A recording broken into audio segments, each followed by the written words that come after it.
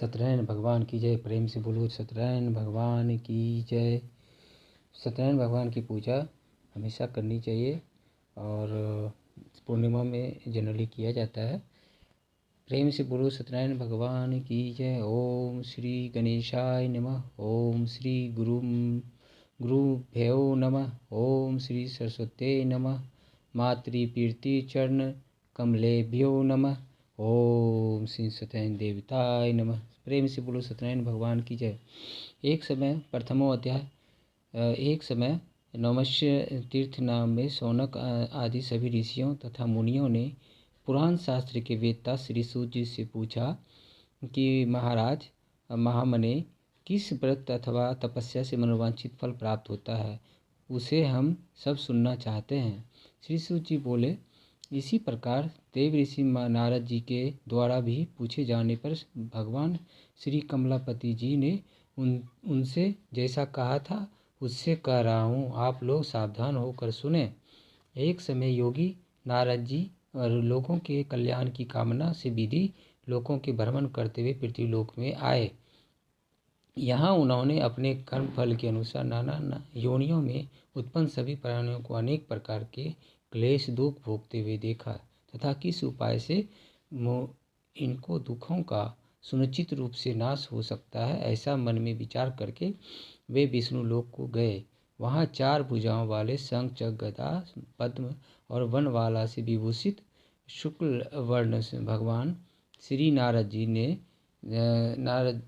जी ने का दर्शन कर उन देवी देवादिदेव की स्तुति करने लगे। नारद जी बोले, हे वाणी और मन से परे स्वरूप वाले अनंत शक्ति संपन्न आदि मध्य और अंत से रहित निर्गुण और सकल कल्याणमय गुणों से संपन्न भक्तों की पीड़ा नष्ट करने वाले परमात्मन, आपको नमस्कार है। स्तुति सुनने के अनंत पर भगवान श्री विष्णु जी ने नारद जी से कहा, महाभाग आप किस प्रयोजन से यहाँ आए हैं, आपके मन में क्या है। नारद जी बोले, भगवान पृथ्वी लोक में अपने पाप कर्मों के द्वारा विचित्र योनियों में उत्पन्न सभी लोग बहुत प्रकार के क्लेशों से दुखी हो रहे हैं। हे नाथ, किस लघु उपाय से उनके कष्टों का निवारण हो सके। यदि आपकी मेरे ऊपर कृपा हो तो वह सब मैं सुनने चाहता हूँ, उसे बताएं। श्री भगवान ने कहा, हे वत्स, संसार के ऊपर अनुग्रह करने की इच्छा से आपने बहुत ही अच्छा बात पूछी है। जिस व्रत के करने से प्राणी मोह से मुक्त हो जाता है उसे मैं आपको बताता हूँ, ध्यानपूर्वक सुने। वे हे वत्स, स्वर्ग और पृथ्वी लोक में दुर्लभ भगवान सत्यनारायण का एक महान व्रत है। आपके स्नेह के कारण इस समय मैं उसे कह रहा हूँ।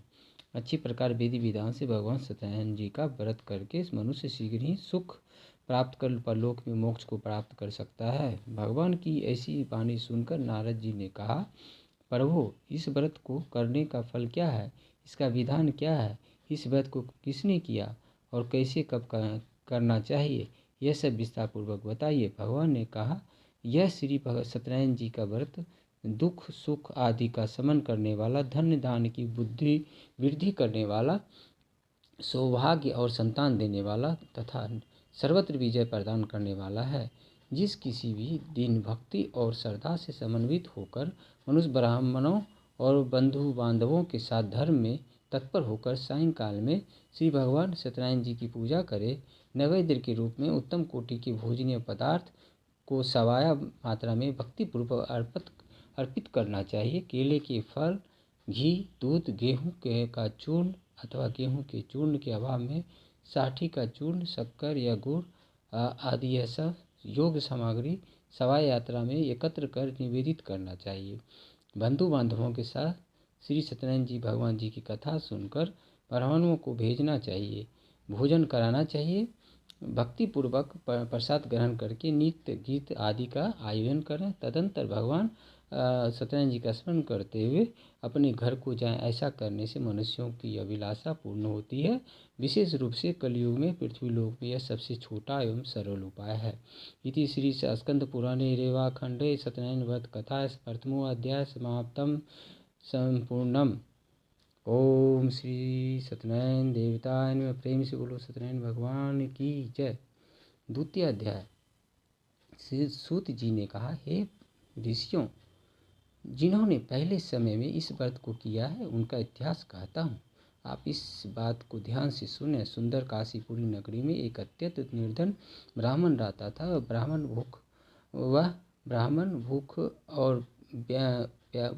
भूख और प्यास से बेचैन होकर पृथ्वी पर घूमता रहता। ब्राह्मणों में प्रेम करने वाले श्री विष्णु भगवान जी ने ब्राह्मण को देखकर एक दिन बूढ़े ब्राह्मण का रूप धारण कर ब्राह्मण के पास जाकर आदर के साथ पूछा, हे विप्रदेव, तुम नित्य ही दुखी होकर पृथ्वी पर क्यों घूमते हो? तथा उस ब्राह्मण ने कहा, मैं भिक्षा के लिए पृथ्वी पर फिरता हूँ। हे भगवान, यदि आप इससे छुटकारा पाने का कोई उपाय जानते हो तो कृपा कर मुझे बताएं। वृद्ध ब्राह्मण का रूप धारण किए श्री विष्णु ने कहा, हे ब्राह्मण, श्री नारायण जी भगवान मनवांछित फल देने वाले हैं, इसलिए तुम उनका पूजन करो। इससे मनुष्य सब दुखों से मुक्त हो जाता है। ब्राह्मण को व्रत का सारा विधान बताकर बूढ़े ब्राह्मण का रूप धारण करने वाले श्री भगवान जी अंतर ध्यान हो गए। जिस व्रत को वृद्ध ब्राह्मण ने बताया मैं उसको अवश्य करूँगा, यह निश्चय कर वह ब्राह्मण घर चला गया। अगले दिन वह जल्दी उठा और सत्यनारायण जी का व्रत करने का निश्चय कर भिक्षा मांगने को चल दिया। उस दिन उनको भिक्षा में अधिक धन मिला, जिससे उसने पूजा का सामान खरीदा और घर आकर अपने बंधु बांधवों के साथ श्री सत्यनारायण जी का व्रत किया। इसके कारण से वह ब्राह्मण सब दुखों से छूटकर अनेक प्रकार की सुख संपत्तियों से युक्त तभी से विप्र वह हर मास में करने लगा। इस प्रकार सत्यनारायण जी के व्रत को जो शास्त्र विधि के अनुसार करेगा वह सब पापों से मुक्त हो जाएगा और मोक्ष को प्राप्त होगा। आगे भी जो मनुष्य पृथ्वी पर श्री सत्यनारायण जी का व्रत करेगा वह सब दुखों से छूट जाएगा। इस तरह नारद जी के से सत्यनारायण का व्रत कहा, व्रत कर मैंने आपसे कहा। अब आप ऋषियों से कहिए, हे मुनीश्वर, संसार में इस विप्र से सुनकर किस किस ने इस व्रत को किया, यह सब हम सुनना चाहते हैं। श्री सूत जी ने कहा, हे मनुष्यों, मुनियों, जिस प्राणी ने इस व्रत को किया है उन सब की मैं कथा सुनो। एक समय वह ब्राह्मण धन और ऐश्वर्य के अनुसार बंधु बांधवों के साथ व्रत पूजन कर रहा था। उसी समय एक लकड़हारा आया, उसने लकड़ियाँ बाहर खड़ी रख दी और विप्र के घर चला गया। प्यास से व्याकुल लकड़हारे ने विप्र को व्रत करते देखा। वह प्यास को भूल गया। उसने उस विप्र को नमस्कार किया और पूछा, हे विप्र, आप किसका पूजन कर रहे हैं? यह व्रत से क्या फल मिलता है? कृपा करके मुझे बताएं। ब्राह्मण ने कहा, मनोकामनाओं को पूरा करने वाला यह व्रत श्री सत्यनारायण जी का व्रत है। इनकी ही कृपा से मेरे यहाँ धन दान आदि की बहुत वृद्धि हुई है। विप्र से इस व्रत के बारे में जानकर वह लकड़हारा बहुत प्रसन्न हुआ। भगवान का चरणामृत ले भोजन करने के बाद वह अपने घर को चला गया।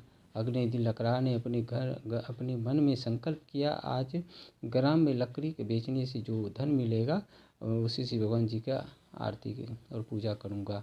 मन में ऐसा विचार कर लकड़हारा लकड़ियाँ अपने सिर पर रख कर नगर के धनवान लोग के जहाँ रहते थे वहाँ गए।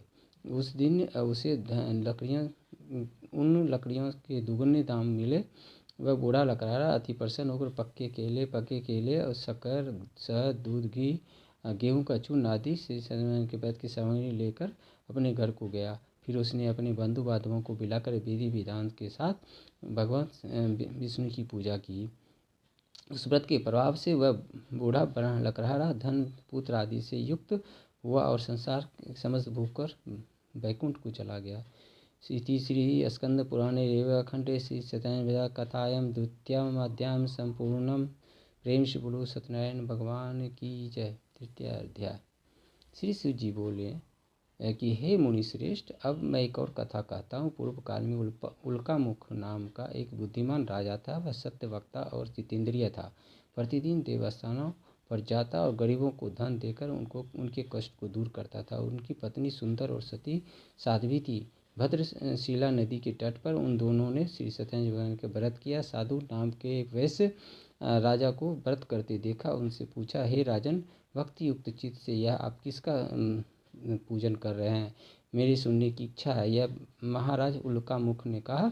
तब महाराजा उल्कामुख ने कहा, हे साधु वैश्य, मैं अपने बंधु बांधवों के साथ संतान की प्राप्ति के लिए महाशक्तिमान सत्यनारायण जी का भक्ति और पूजन कर रहा हूँ। उसने कहा, हे राजन, मुझे भी इसका विधान बताइए, मैं भी आपकी कथा के अनुसार व्रत करूँगा। मुझे कोई संतान नहीं है, विश्वास है कि इससे निश्चय ही मुझे यहाँ भी संतान होगी। राजा से सब विधान सुनकर व्यापारी से निवृत्त हो वैश्य खुशी खुशी अपने घर आया। वैश्य ने अपनी पत्नी लीलावती से संतान देने वाले उस व्रत का समाचार सुनाया, प्रण किया कि जब हमारे यहाँ संतान होगी तब मैं इस व्रत को करूँगा। एक दिन उसकी पत्नी लीलावती संसारिक धर्म प्रवृत्त होकर गर्भवती हुई। उसने एक सुंदर कन्या को जन्म दिया।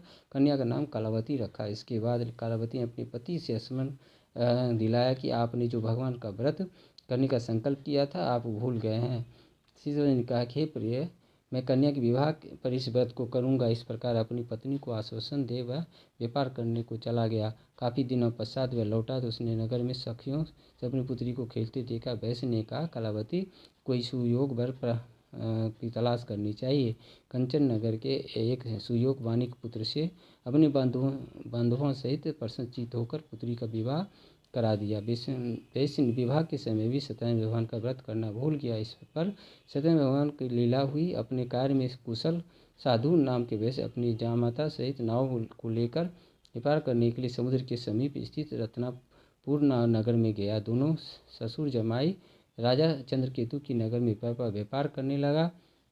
एक दिन भगवान सत्यनारायण जी की माया से प्रेरित होकर एक चोर राजा के धन चुराकर भागा जा रहा था। राजा ने दूतों के अपने पीछे जाते देखकर चोर ने घबराकर राजा के धन को उनकी नाव में रख के भाग गया। तब ससुर जमाई थे। तब राजा ने उनके धन की नाव में देखा तो पकड़ के राजा समीप जाकर बोले, हम दो ये चोर पकड़ के लाए। अज्ञान थे, उन्होंने राजा को कारागार में डाल दिया। इस प्रकार राजा की आज्ञा से उनको कठिन कारावास में डाल दिया गया तथा उनका धन भी ले लिया। सत्यनारायण जी भगवान लीला के अनुसार श्री साधु जी के वैश्य लीलापति की पुत्री कालवती घर बहुत दुखी हुई।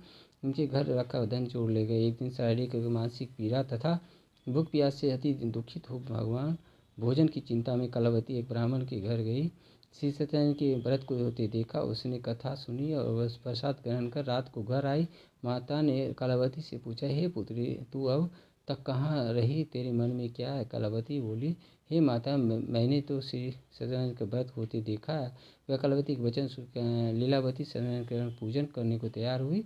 उसने परिवार बंधुओं से श्री सत्यनारायण का पूजन किया, व्रत किया और वर मांगा कि मेरे पति और दामाद शीघ्र घर लौट आएँ। साथ ही प्रार्थना की कि वह सब राजा अपराध क्षमा कर दें। सत्यनारायण के इस व्रत से संतुष्ट हुए। उन्होंने राजा को चंद्रकेतु को स्वप्न में दर्शन देकर कहा, हे राजन, जिन दोनों वैश्यों को तुमने बंदी बना रखा है वह निर्दोष अंतः प्रातः होकर छोड़ देना। राजा से ये वचन कहकर भगवान अंतर्ध्यान हो गए। प्रातः काल राजा चंद्रकेतु ने सभा में आप सबको अपना स्वप्न सुनाया, सैनिकों को आज्ञा दी। दोनों वाणिक पुत्रों को कैद से मुक्ति कर सभा में लाए। दोनों ने आते ही राजा को प्रणाम किया। राजा ने उनसे कहा, हे महामानुभावो, तुम्हें भावावेश में ऐसा कठिन दुख प्राप्त हुआ है, अब तुम्हें कोई भय नहीं है, तुम मुक्त हो। ऐसा कहकर राजा ने उनको नए नए वस्त्र भूषण दिए और जिनका जितना धन लिया था उससे दुना लौटा के उनको वापस कर दिया। दोनों वैसे अपने घर को चल दिए। इति श्री स्कंद पुराणे रेवाखंडे सत्यनारायण व्रत कथा तृतीय अध्याय समाप्तम। चतुर्थ श्री सूत जी ने कहा कि वैश्य और उसके जमाई ने मंगलाचार करके यात्रा आरंभ की और अपने नगर की ओर चल पड़े। उनकी थोड़ी ही दूर आगे बढ़ने पर दंडे वेशधारी से भगवान विष्णु उनसे पूछा, हे वैसे तुम्हारी नाव में क्या रखा? अभिमानी वाणिक हंसता हुआ बोला, हे दांडी, आप क्यों पूछते हो? क्या धन लेने की इच्छा है?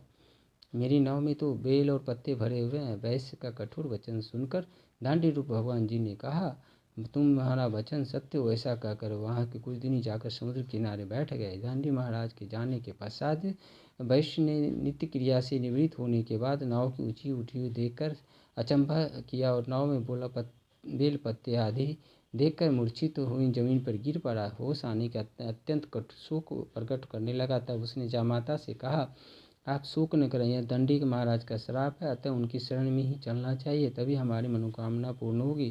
जामाता के वचन सुनकर दंडी महाराज के पास पहुंचा, भक्तिभाव से प्रणाम करके बोला, मैंने जो आपसे असत्य वचन कहे थे उसके लिए मुझे क्षमा करें। ऐसा कहकर वैसे रोने लगे। तभी दंडी भगवान बोले, हे वाणी पुत्री, मेरी आज्ञा से तुझे बार बार ये दुख प्राप्त हुआ है, तू मेरी पूजा से विमुख हुआ है। तब उसने कहा, हे भगवान, आपकी माया से ब्रह्मा आदि देवता भी आपके रूप को नहीं जान पाते, तो मैं अज्ञानी भला कैसे जान सकता हूँ। आप प्रसन्न होइए, मैं अपनी समर्थ के अनुसार आपकी पूजा करूँगा। मेरी रक्षा कीजिए, पहले के समान मेरी नौका धन और भर दीजिए। उसके भक्ति युक्त वचन सुनकर भगवान जी ने प्रसन्न हो इच्छा अनुसार वर देकर अंतर्ध्यान हो गए। तब ससुर जामाता दोनों नाव पे आकर आते देखा धन से पूर्ण है। फिर वह भगवान सत्यनारायण की पूजा कर जामाता से अपने घर को चल दिए। जब अपने घर को निकट पहुंचा तो उसने एक दूत को अपने घर भेजा। दूत ने वैश्य के घर जाकर उसकी पत्नी को नमस्कार किया और कहा, आपके पति और दामाद सहित आ रहे हैं। से लीलावती और उनकी पत्नी कलावती उस समय भगवान की पूजा कर रही थी। दूत का वचन सुनकर साधु की पत्नी बड़े हर्ष में सत्यदेव से कहा पूजन पूर्ण किया और पुत्री से कहा, मैं अपने पति के दर्शन को जाती हूँ, तू भी कार्य पूर्ण कर शीघ्र ही आना। परंतु कलावती पूजन एवं प्रसाद छोड़कर अपने पति के दर्शन के लिए चली गई, परंतु उसकी पति का दर्शन प्राप्त नहीं हुआ। नौका डूब गया। कन्या रोती भी देखकर वैश्य दुखित हुए बोला, है प्रभु, मुझसे ये बार बार अपराध क्यों हो रहा है, मुझसे भूल जो क्षमा करो। उसके दीन वचन सुनकर सत्यदेव भगवान प्रसन्न हो गए। आकाशवाणी हुई, है वैश्य, तेरी कन्या प्रसाद छोड़कर आई है, उसका पति अदृश्य हुआ है। यदि वह घर जाकर प्रसाद खाकर लौट के आए तो उनके पति अवश्य मिलेगा। आकाशवाणी सुन कलावती ने घर पहुंचकर पूजन कर प्रसाद खाया, फिर आकर अपने पति के दर्शन किए। तत्पश्चात वैश्य ने ही बंधु बांधवों सहित सत्यदेव की विधि पूर्वक पूजन किया। वह इस लोक में सुख भोकर अंत में स्वर्लोक को प्राप्त हुए। इति श्री स्कंद पुराणे रेवा खंडे सत्यनारायण वध कथा चतुर्थो अध्याय समाप्तम। ओम नमो भगवते वासुदेवाय नमः। हे सत्यनारायण भगवान की जय। श्री ऋषि बोले आगे कहा, हे ऋषियों में श्रेष्ठ, मैं एक और भी कथा कहता हूँ। प्रजा पालन में लीन तुंगध्वज नाम का एक राजा था। उसने भगवान सत्यदेव का प्रसाद त्याग कर बहुत दुख पाया। एक समय राजा वन में वन्य पशुओं को मारकर बड़े से वृक्ष के नीचे बैठा था। वहाँ उसने ग्वालों को भक्ति भाव से बंधु बांधवों से शिशुवन का व्रत करते हुए देखा, परंतु राजा देखकर भी अभिमान बस ना तो वहाँ गया, ना ही सत्यदेव भगवान को पर नमस्कार किया। तब ग्वालों ने भगवान जी का प्रसाद उनको दिया तो प्रसाद त्याग कर राजा नगर को चला गया। नगर में पहुंचकर उसने देखा कि सब कुछ नष्ट हो गया। वह समझा कि ऐसा भगवान सत्यदेव से नहीं किया। तब वह उसी स्थान पर वापस आया, ग्वालों के समीप आया, विधि पूर्वक पूजन और प्रसाद खाया तो सदैव भगवान की कृपा से सब कुछ पहले जैसा हो गया। दीर्घ काल भी यह सब सुख बोकर स्वर्गलोक को चला गया। जो मनुष्य इस परम दुर्लभ व्रत को करेगा, सदैव भगवान की कृपा से धन धान सहित प्राप्ति होगी। निर्धन धनी बंदी बंधन से मुक्ति होकर निर्भय हो जाता है। संतान प्राप्ति होती है और सब मनोरथ पूर्ण होकर अंत में वह वैकुंठ धाम को जाता है। जिन्होंने पहले से व्रत को किया उनके दूसरे जन्म का भी कथा भी सुनिए। सतानंद नामक ब्राह्मण ने सुदामा के रूप में जन्म लेकर भगवान श्री की भक्ति कर मोक्ष प्राप्त किया। उल्कामुख नाम के महाराजा दशरथ बने और रंगनाथ की पूजन कर वैकुंठ धाम के प्राप्त हुए। साधु नाम के वैश्य ने धर्मात्मा और सत्य प्रतिज्ञ राजा मूर्ध्वज बनकर अपने पुत्र को की आर्य चीर के मोक्ष को प्राप्त हुए। महाराज तुंगध्वज स्वयं भूमनु हुए, जिन्होंने बहुत से लोगों को भगवान की भक्ति से लीन कर मोक्ष को प्राप्त किया। लकरारा भील आगे जन्मे भी गुह नाम के निषाद राजा हुए, जिसने भगवान श्री राम के चरणों की सेवा कर मोक्ष को प्राप्त किया। इति श्री स्कंद पुराणे रेवा खंडे सत्यनारायण व्रत कथा पंचमो अध्याय समाप्तम। प्रेम से बोलो सत्यनारायण भगवान की जय। प्रेम से बोलो सत्यनारायण भगवान की जय। प्रेम से बोलो सत्यनारायण भगवान की जय। प्रेम से बोलो सत्यनारायण भगवान की जय जय। ओम नमो भगवते वासुदेवाय नमः।